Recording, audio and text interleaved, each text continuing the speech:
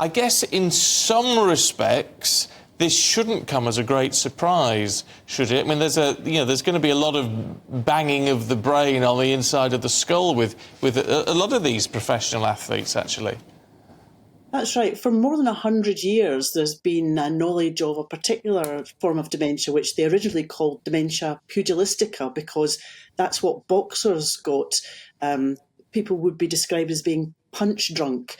And it was clear that that constant knocking of the head would cause a permanent change in the person's capacity to think.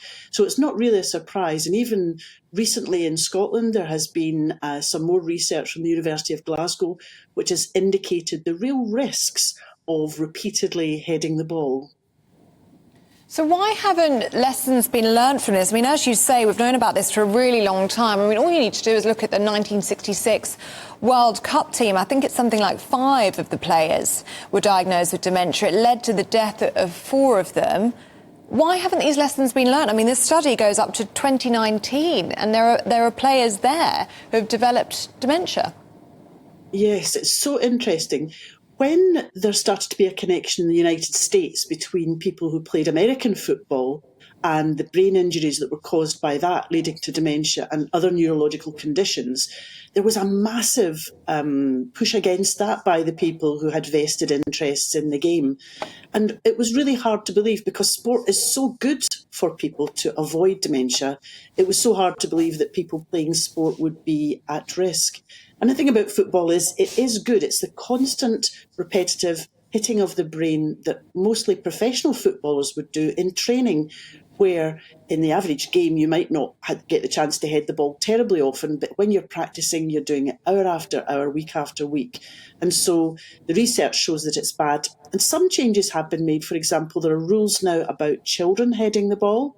But it's something that we really need to be really careful about. The arguments are made that the ball these days is lighter. It's not so heavy as the big, heavy leather balls that used to be used.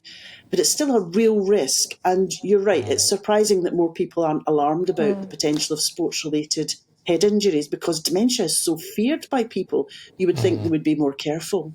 Is there a sort of a lining to the cloud, if you like? If this, was it dementia pugilistica you were calling it, caused by impacts, does that, because we know that happens and we can presumably see something physical there, does that help us in our understanding of dementia generally?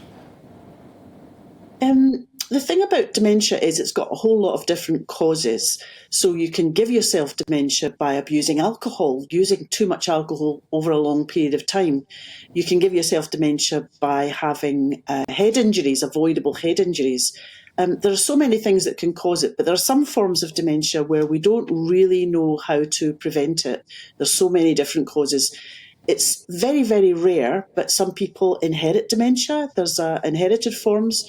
So it's always useful to know more about dementia. The really weird thing is the fact that we've known about this head injury link for such a long time, and people don't seem to be paying attention to it.